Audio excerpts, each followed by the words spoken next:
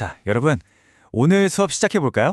오늘의 주제는 바로 금융혁신과 그림자 은행입니다.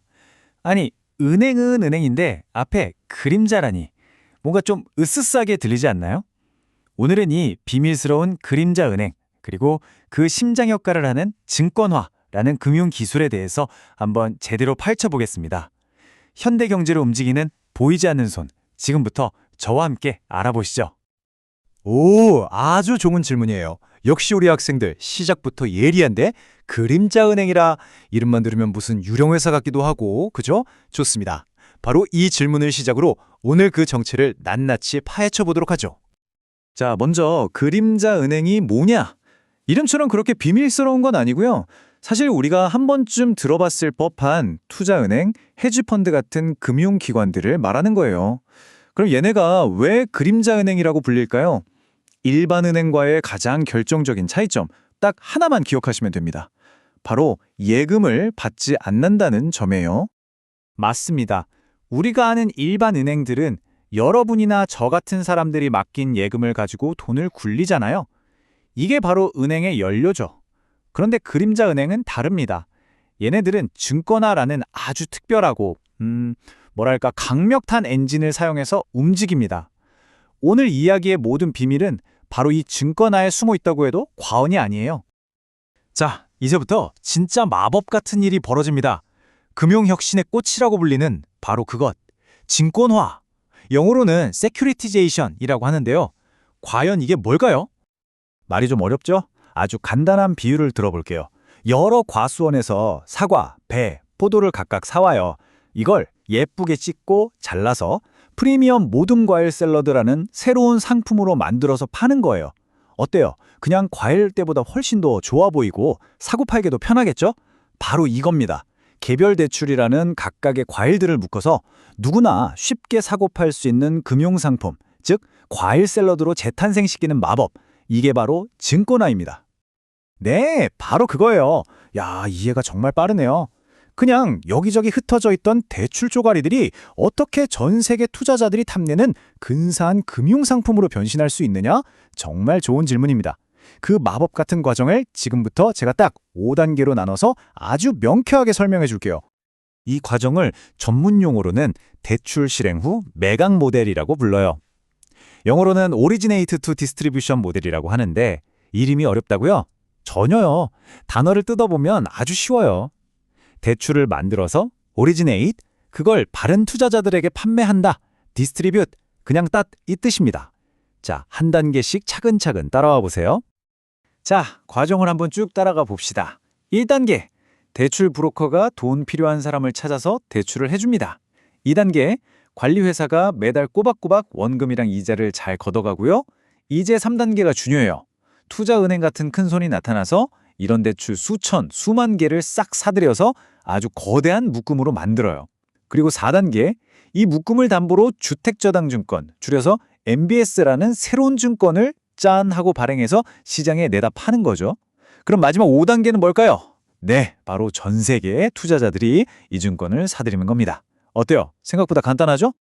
화면에 보이는 이 그림 있죠? 이게 바로 방금 설명한 대출 실행 후 매각 모델의 핵심을 딱 보여주는 지도 같은 거예요.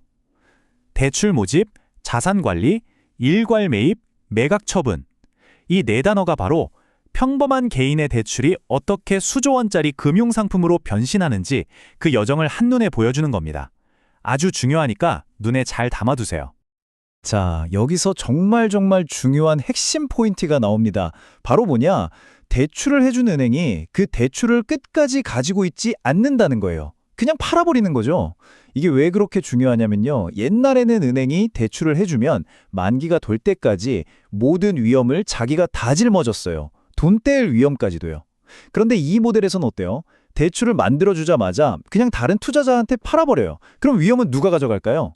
그렇죠. 바로 그 증권을 산 투자자에게로 휙 넘어가 버리는 겁니다. 이것이야말로 금융계의 판도를 완전히 바꿔버린 정말 어마어마한 변화였습니다. 자, 이렇게 강력한 증권화라는 기술은요, 또 다른 새로운 종류의 대출을 탄생시켰습니다. 그런데 여러분, 모든 혁신에는 빛이 있으면 그림자도 있는 법이죠. 바로 여기서 서브프라임 모기지라는 아주 새로운 형태의 위험이 슬금슬금 고개를 들기 시작합니다. 서브프라임 모기지는 신용등급이 좀 낮은 사람들, 그러니까 기존 은행에서는 대출받기 어려웠던 사람들에게도 주택자금을 빌려주는 상품이었어요. 덕분에 더 많은 사람들이 내 집 마련의 꿈을 이룰 수 있게 됐죠. 정말 좋은 일처럼 보이죠. 하지만 그 화려한 이면에는 우리가 상상하지 못했던 새로운 위험이 도사리고 있었습니다. 자, 이 표를 한번 보세요. 프라임 모기지는 우리가 보통 생각하는 안전한 대출이에요. 신용도 높은 사람들이 받는 거죠. 반면에 서브프라임은 어때요? 신용 점수가 낮은 사람들, 즉 돈을 갚지 못할 위험이 더 높은 사람들을 대상으로 하죠. 당연히 위험 수준이 높을 수밖에 없어요. 그런데 말이죠. 금융시장에서는 하이 리스크, 하이 리턴, 즉 고위험, 고수익이라는 말이 있잖아요. 바로 이 높은 위험 때문에 더 높은 수익률을 기대할 수 있었고 이게 전 세계 투자자들에게는 엄청나게 매력적인 상품으로 보였던 겁니다. 아니 근데 교수님, 이렇게 위험한 대출이 어떻게 그렇게 폭발적으로 늘어날 수 있었을까요? 좋은 질문이에요. 여기에는 몇 가지 이유가 있습니다. 첫째, 컴퓨터 기술이 엄청나게 발전하면서 예전에는 알 수 없었던 개인의 신용 위험을 아주 정교하게 계산할 수 있게 됐어요. 둘째, 파이코 점수처럼 신용도를 숫자로 딱 보여주는 표준화된 지표도 생겨났고요. 하지만 가장 결정적인 이유는 바로 수요 때문이었습니다. 증권화라는 공장을 계속 돌리려면 대출이라는 원재료가 끊임없이 필요했거든요. 그 수요를 맞추기 위해 너도 나도 대출을 마구 찍어내기 시작한 거죠. 자, 여기까지 따라오시느라 정말 고생 많았습니다. 머리가 좀 아프죠? 그런데 아니 교수님, 이렇게 복잡하고 어려운 금융 구조를 우리가 대체 왜 알아야 하는 건가요? 이런 생각이 들 수도 있어요. 지금부터 그 이유를 제가 아주 명확하게 설명해 드리겠습니다. 여러분, 오늘 우리가 배운 이 증권화와 그림자 금융 시스템은요, 단순히 그냥 은행에 대한 이야기가 아니에요.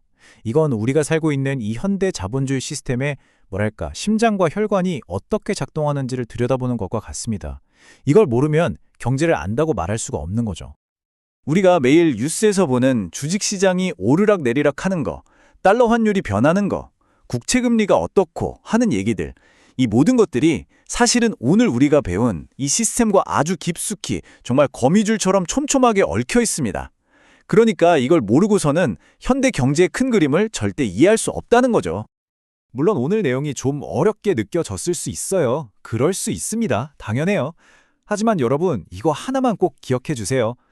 지금 이 분야의 최고 전문가들도 처음에는 아무것도 몰랐던 초보자였습니다. 가장 중요한 건 어려워 하고 포기하는 게 아니라 한번 알아볼까 하고 계속 관심을 갖는 그 마음가짐이에요. 금융의 세계는 복잡하지만 포기하지 않는다면 반드시 정복할 수 있습니다. 오늘 배운 이 지식이 여러분이 세상을 보는 눈을 더 넓혀줄 거라고 저는 확신합니다. 그림자는 빛이 있어야만 생기는 법이죠. 자, 그렇다면 다음 시간에는 이 그림자 금융 시스템에 아주 강렬한 빛을 비추었을 때 과연 어떤 일이 벌어졌는지 우리 모두가 기약하는 2008년 글로벌 금융위기 이야기를 통해서 알아보도록 하겠습니다. 오늘 수업은 여기까지. 수고 많았습니다.